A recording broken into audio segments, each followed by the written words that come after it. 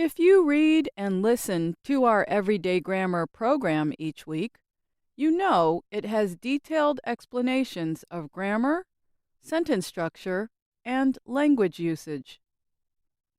The show provides a lot of information for English learners.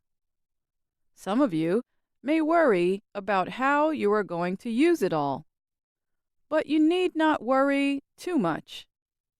Today, I'll give you some reasons why.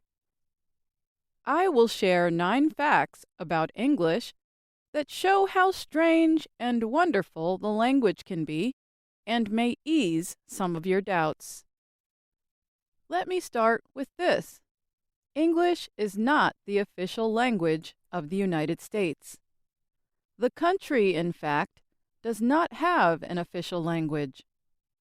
While some states have named English, the U.S. central government has made no such declaration. English is, however, the most common language spoken nationwide. Spanish is the second, with more than 40 million speakers. The United States is a nation of immigrants with a large percentage of citizens for whom English is a second language. Here is another fact. Of the 10 most widely spoken languages, English is the only one that does not have a guiding institution to set language standards. That means that while experts like to dictate language rules, they do not have any official or decisive power. So, what we know and teach as official is really just what we are taught in school and continue to use in everyday situations. There has been debate for centuries over whether a guiding institution is needed for English. But many argue it is not, and that English should remain a democratic language. The lack of such an organization is likely one reason that nearly 4,000 new words are added each year to the Oxford English Dictionary, or OED. Such fast growth is also largely the result of technology, which has led to several new words and new uses for old ones. Social media, too, is quickly spreading new words through the general public, which then leads to the words appearing in dictionaries. In addition, many of the words added to the OED in recent years are portmanteaus.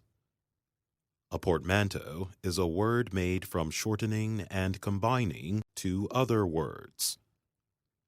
A few examples are brunch, which combines the words breakfast and lunch, motel, which combines the words motor and hotel, and carjack, from the words car and hijack.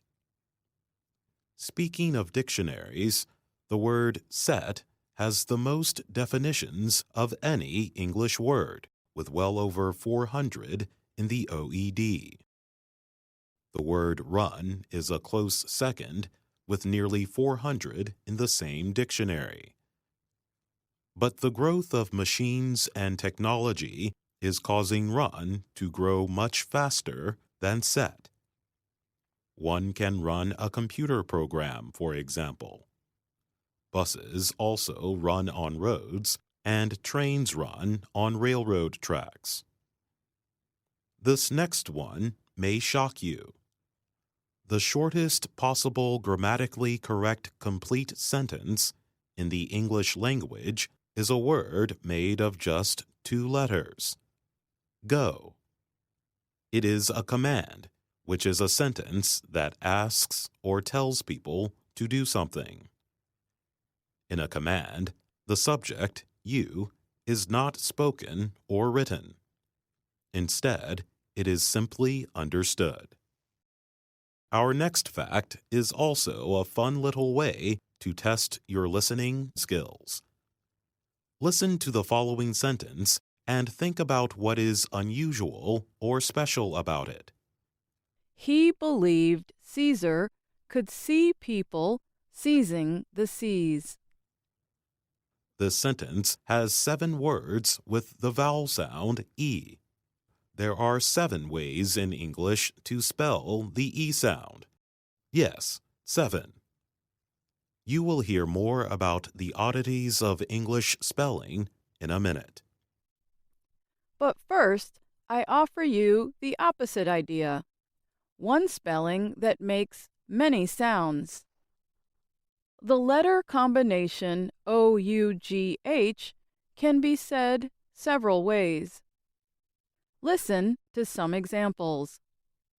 Uff as in enough, ow as in drought, ooh as in through, oh as in although and though, ah as in bought and thought, off as in cough, and up as in hiccup. The word hiccup is more commonly spelled Hiccup, but both spellings are acceptable. You may be wondering how English spelling got to be so odd. There are many reasons, some of them historical. One involves William Caxton, an English writer and businessman. Caxton brought the printing press to England in 1476 to produce and sell books. The English language was changing quickly during this time, and there was no general agreement on its rules. Caxton tried to establish a standard spelling system, but there were other problems. One mistake he made was to employ workers from what is now Belgium to help with his printing business. The workers' command of English was weak. As more printing houses opened in England, each had its own spelling. During that period, typesetters were also paid by each line, so they often spelled words longer on purpose.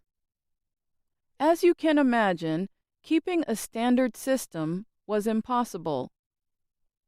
Centuries later, in 1828, an American named Noah Webster published an official dictionary of American English whose spellings we still use today.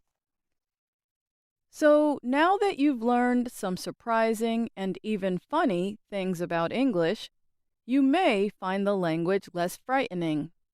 And hopefully, you will keep a sense of humor as you continue to work at it. I'm Alice Bryant.